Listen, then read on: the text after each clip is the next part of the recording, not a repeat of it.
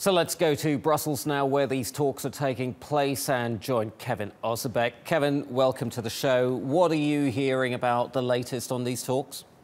Well, let's just begin with a little bit of a Brussels lingo lesson here, because what happened today is known as a trilogue. That's when negotiators from the European Commission, the European Parliament, and the European Council, so the three branches of the EU, get together and try to hammer out their differences over a piece of pending legislation. Well, according to a spokesperson from the European Council, no breakthroughs today, so we don't know exactly how the new tougher EU car regulation in the wake of Dieselgate is going to look just yet. In fact, here's part of a statement from Victor Flavian, that EU Council spokesperson. He says, this morning's trialogue ended without final agreement, but positions between the three EU institutions are now rather close and very good progress was made.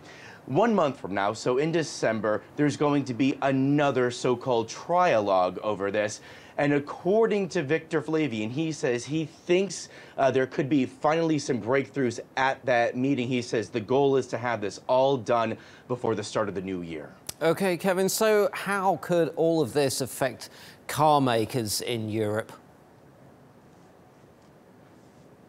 That's a great question. Somewhat hard to answer right now because we don't know what this new regulation is going to look like. As you laid out, the European Council, which really represents the national governments of the 28 EU states, wants slightly more watered-down versions of regulation proposals than are coming from the European Commission and the European Parliament. So exactly what the new regulations are going to look like, we don't know just yet.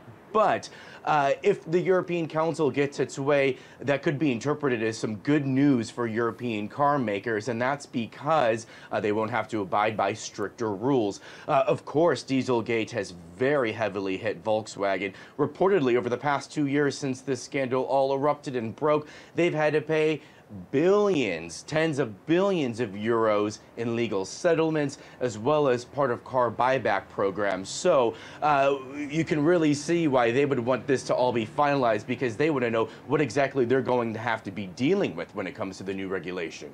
And not to mention all the billions that they're having to pay out in the US as well. What is Germany's position on all of this? After all, this is where the scandal began. This is ground zero for them, isn't it? So at the beginning of last year, when the Commission laid out its proposals and how it wants this regulation to all fall into place, Germany was resistant. You can understand why. They are Europe's largest car maker. They are the home of Volkswagen.